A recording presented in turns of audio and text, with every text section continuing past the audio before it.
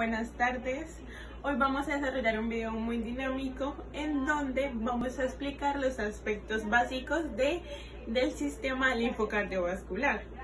Primero vamos a tocar el tema manejar el tema de lo que es la explicación de la diferenciación celular en la hematopoiesis desde el punto de vista molecular.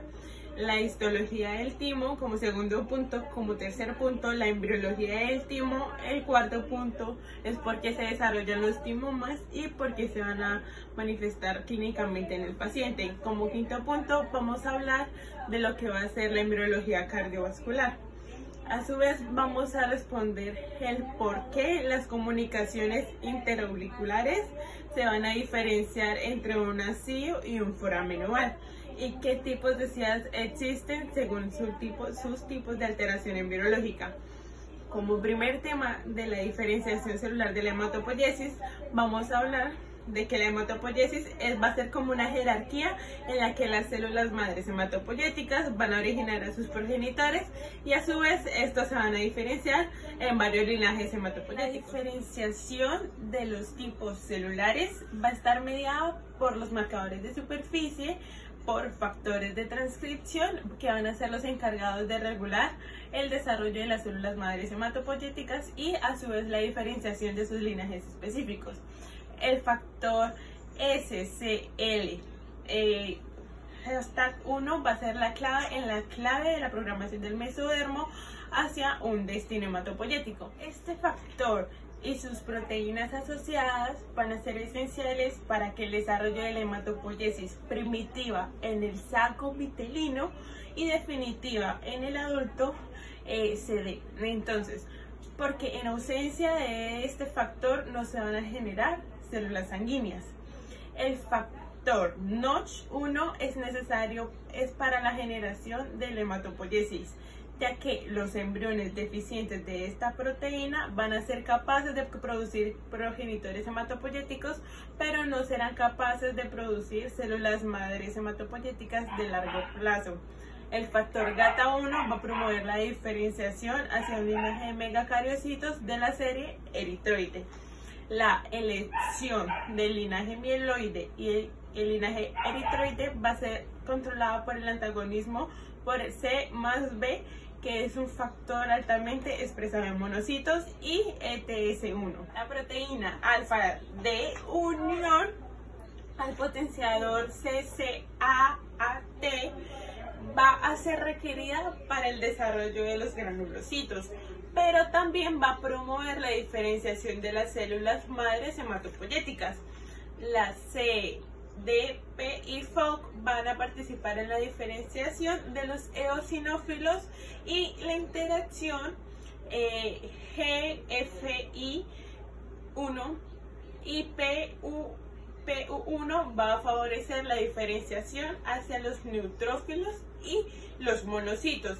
En ausencia de la GFI, los precursores de neutrófilos no van a madurar y se va a silenciar la expresión de los genes de monocitos y macrófagos. En el caso del linaje linfoide, un factor fundamental en el desarrollo de los linfocitos B van a ser PAX5, ya que en ausencia de las células progenitoras linfoides se van a diferenciar en otros linajes hematopoyéticos, como lo serán los linfocitos T o las células natural killer, o a su vez también las células dendríticas. El GATA3 va a ser el factor de transcripción específico de células T y solo va a funcionar sobre la señalización de Notch. Histología del timo. El timo es un órgano linfático primario y especializado del sistema inmunológico, donde se van a madurar las células T. Además, va a exhibir ciertas características estructurales únicas histológicamente. El timo va a contener también a su vez macrófagos, aunque van a ser difíciles de distinguir de las células epitelio-reticulares. Un timo joven va a ser un órgano muy celular y va a contener también un mínimo de tejido adiposo, mientras que el timo de más edad o un timo adulto se va a encontrar más tejido adiposo entre los lobulillos. Con la involución continua, los adipocitos van a ir apareciendo dentro de la corteza tímica Además, también en la periferia de la corteza tímica en involución podemos encontrar células plasmáticas ocasionales.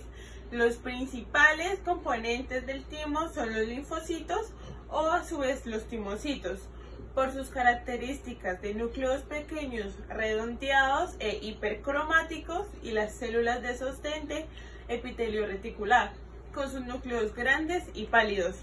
Los lobulillos consisten en una corteza basófila muy teñida. Vamos a encontrarlos en la imagen, los lobulillos identificados con la L. La corteza y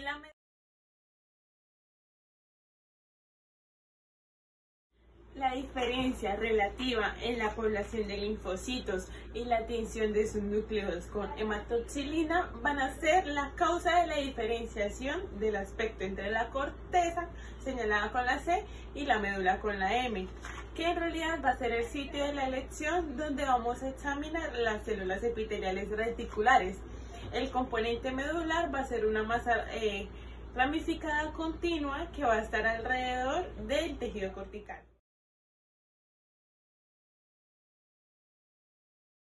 La médula suele contener corpúsculos de Hassel, o que van a ser llamados corpúsculos tímicos, que los vamos a encontrar como una H y un C.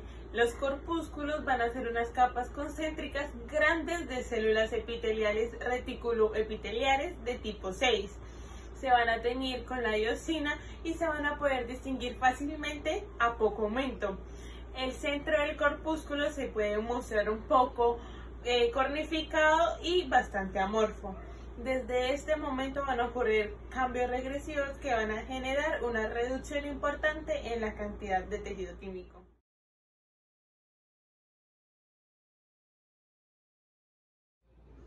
Bueno, ahora pasamos a hablar de la embriología del timo. El timo se origina de la superficie ventrolateral y de la porción ventral de la tercera y cuarta bolsa faríngea, respectivamente, elementos derivados de las tres capas germinales.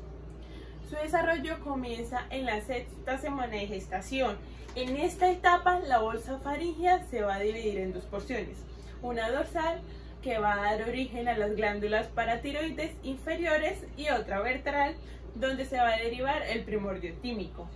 En la séptima semana, cada primordio tímico migra de manera caudal y medial, desde el ángulo de la mandíbula hasta el mediastino anterosuperior, formando una estructura tubular llamado tracto o ductus timofaringio. Este tracto comienza en el seno piriforme, performa la membrana tiroidea y va a emerger entre la arteria carótida común y el nervio vago. Cursa posteriormente al nervio glosofaringio y lateral a la glándula tiroides y entra al mediastino. Cuarto punto: ¿por qué se desarrolla el timoma y cómo se manifiesta clínicamente en el paciente? Entonces, vamos a decir que el timoma es una neoplasia del timo. Son tumores poco frecuentes de las células en la superficie externa del timo. Histológicamente, las células tumorales de un timoma se verán parecidas a las células normales del timo. Van a crecer de forma lenta y no es común que se diseminen más allá del timo.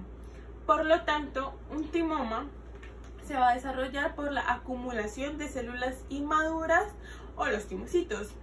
Dicho de esta manera, el desarrollo de alteraciones en la inmunidad de pacientes con timoma va a venir dada por una alteración en la estructura glandular y el déficit de la expresión tanto del complejo mayor de histocompatibilidad 2 como el gen regulador de la autoinmunidad de los timocitos. La combinación de estas alteraciones va a dar lugar a una incorrecta maduración de los linfocitos T, un hecho que se puede explicar en relación de estos tumores con enfermedades dependientes de la autoinmunidad mediada por células T. En cuanto a las manifestaciones clínicas, el síndrome de la vena cava superior, la disfagia, la disnea, la tos y el dolor torácico, entre un 30 y 40% de los pacientes se debutan con una miastenia gravis, en donde el timoma es un hallazgo secundario. Las formas de CIA que son: primero, la CIA tipo ostium primum, que está asociada a los defectos intracardíacos, y este defecto no se sitúa en el centro del tabique interauricular o fosa oval, sino adyacentes a la válvula mitral y tricúspide. El segundo tipo es la SIA de tipo seno venoso. Se trata de un defecto localizado en la zona más posterior de la pared interauricular, junto a la desembocadura de las venas cavas. Casi siempre se asocia al drenaje venoso pulmonar anómalo. La tercera forma es la SIA de tipo seno coronario. Es muy infrecuente y se debe a la ausencia de tejido que separa la desembocadura de las venas coronarias y la aurícula izquierda. Suele asociarse también a otras cardiopatías más complejas. Finally, I would like to invite you to subscribe to my channel. I will upload weekly related videos about the lymphocardiovascular system. Bye bye. Thank you very much.